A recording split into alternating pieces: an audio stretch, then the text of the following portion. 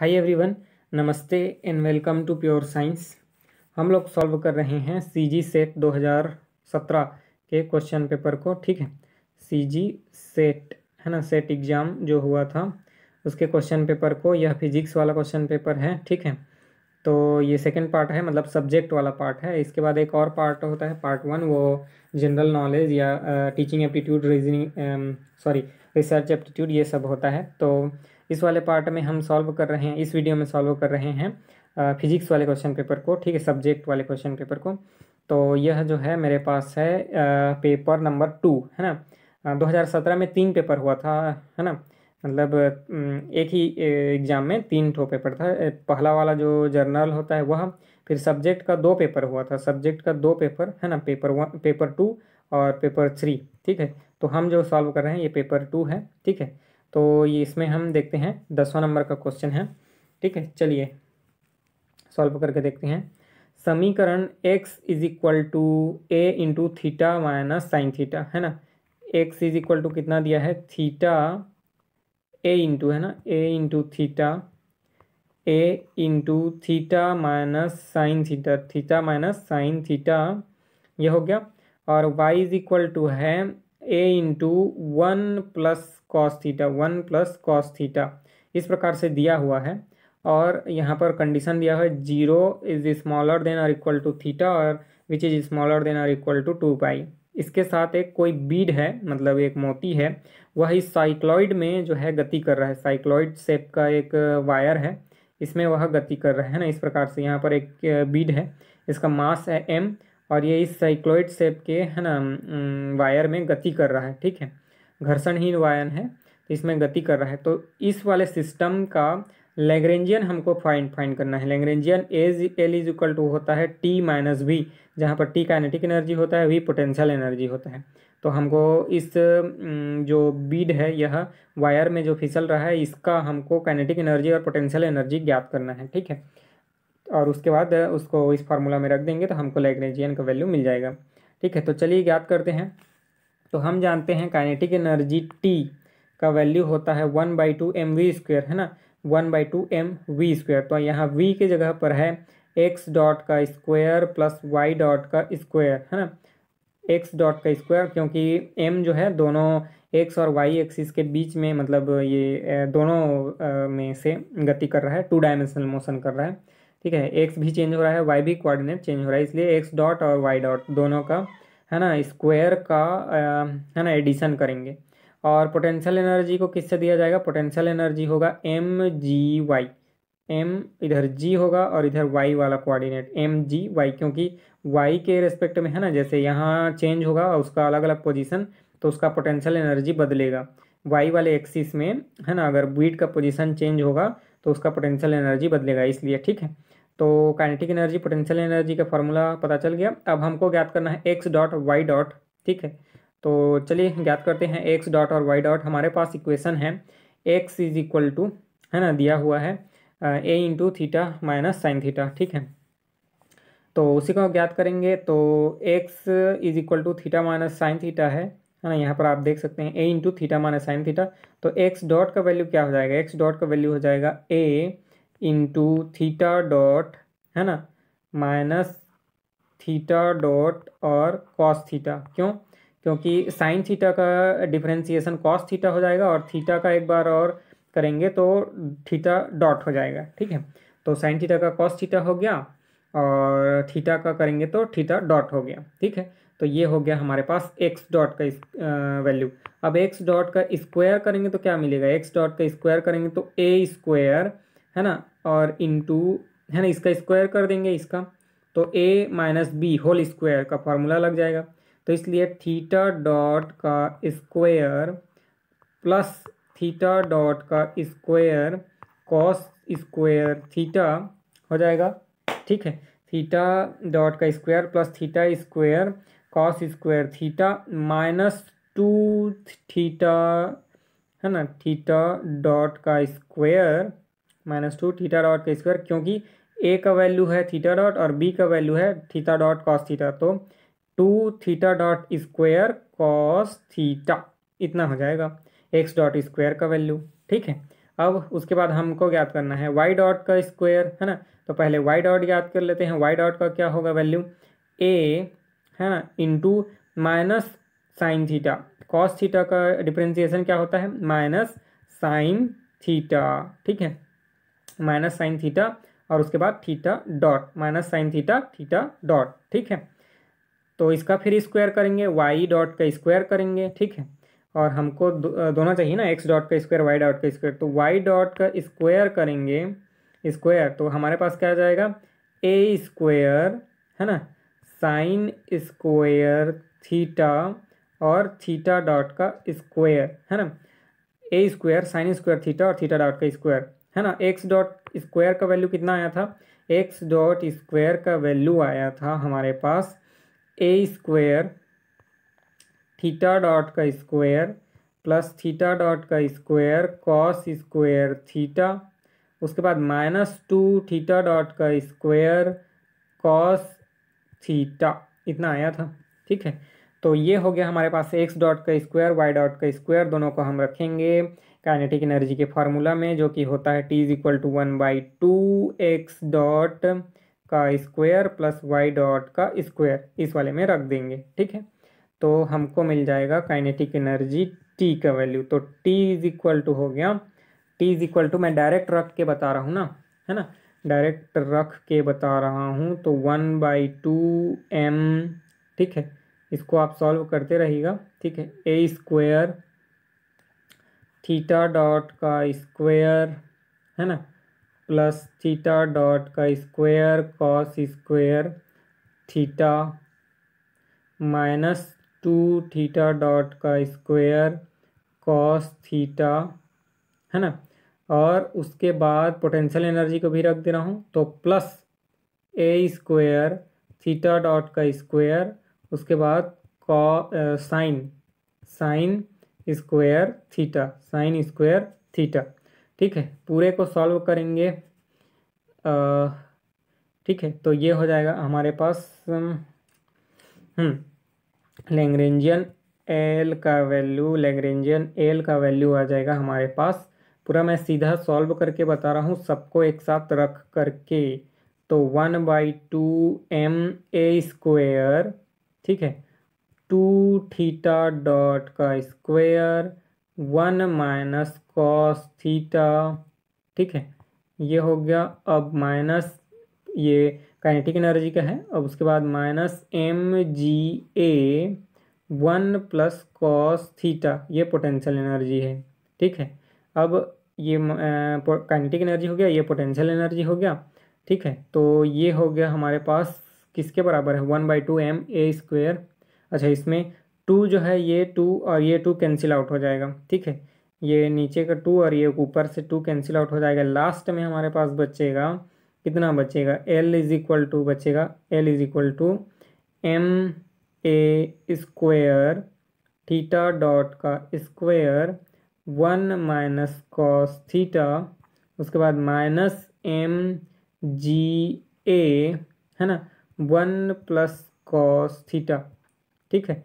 तो ये किससे मैच करता है, ऑप्शन डी देखिए यहाँ पर, option D ma square into 1 minus theta 1 minus cos theta theta dot का स्क्वायर, जो कि यहाँ पर है थीटा डॉट का square, minus mga 1 plus cos theta, -mga 1 plus cos theta. तो ऑप्शन डी यहाँ पर सही उत्तर होगा, ठीक है। यहाँ पर हम देख सकते हैं ऑप्शन डी जो है राइट आंसर है, ठीक है, ठीक। उसके बाद अगला क्वेश्चन है, किसी चालक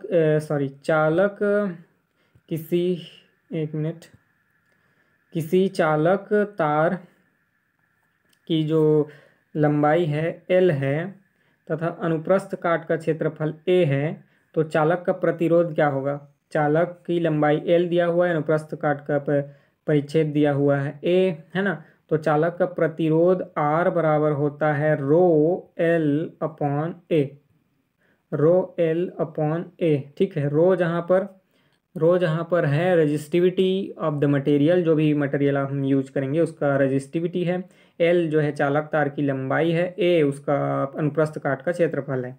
तो आर यानी रेजिस्टेंस अनुप्रस्थ काट के क्षेत्रफल के क्या है, इनवर्सली प्रोपोर्शनल है, R is inversely proportional of ए।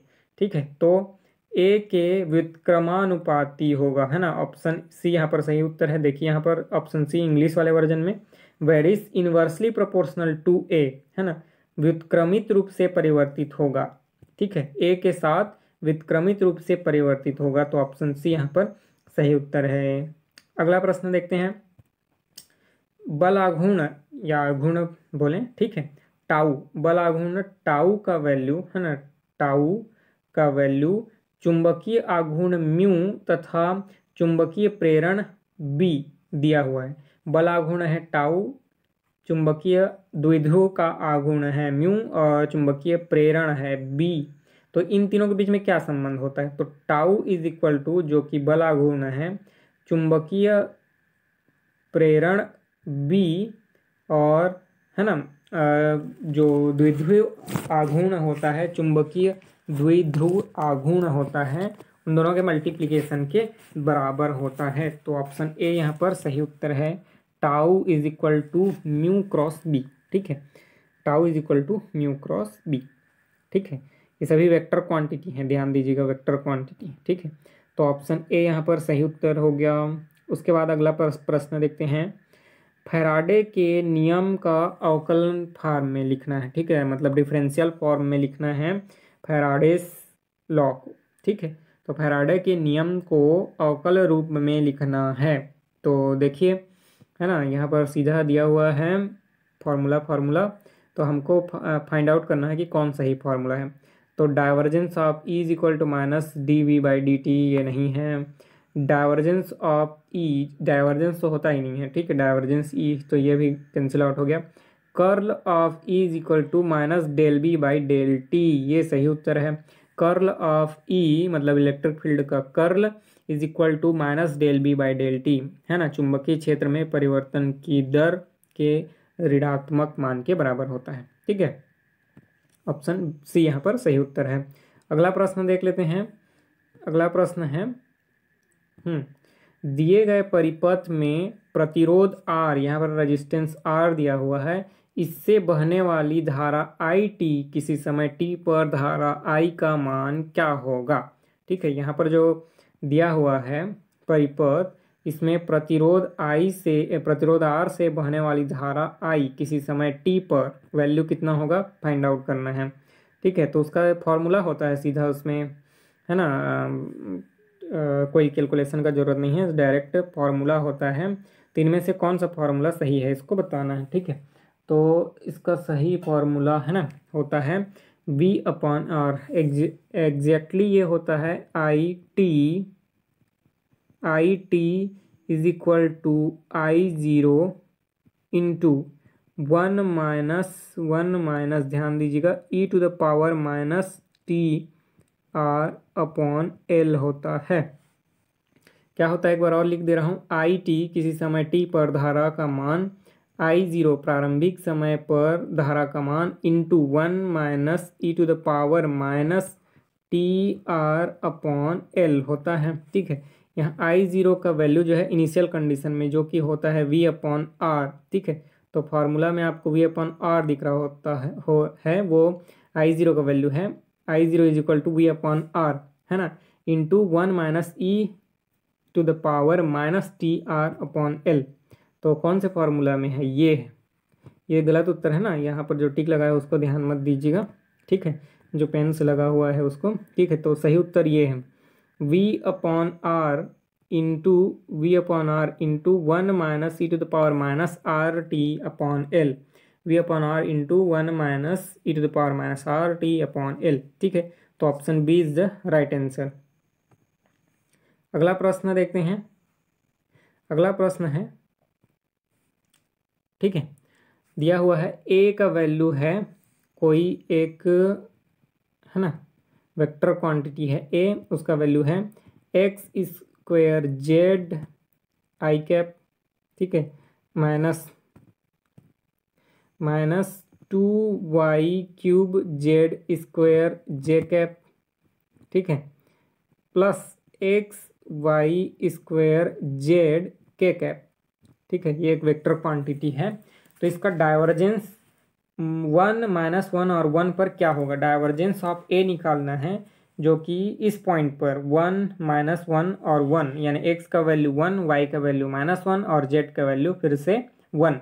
इस कंडीशन में हमको डाइवर्जेंस ऑफ ए निकालना है। ए जो है एक वेक्टर क्वांटिटी है, तो हम जानते हैं divergence of any vector quantity is given by divergence of A is equal to क्या होता है, डेल बाई डेल एक्स, है ना, A plus del by del y, है ना, A plus del by del z A. तो इसमें ध्यान दीजिएगा, ये एक्स वाला वेरिएबल यहाँ पर रहेगा तो वाई वाला वेरिएबल, और यहाँ पर रहेगा तो जेड वाला वेरिएबल, ठीक है।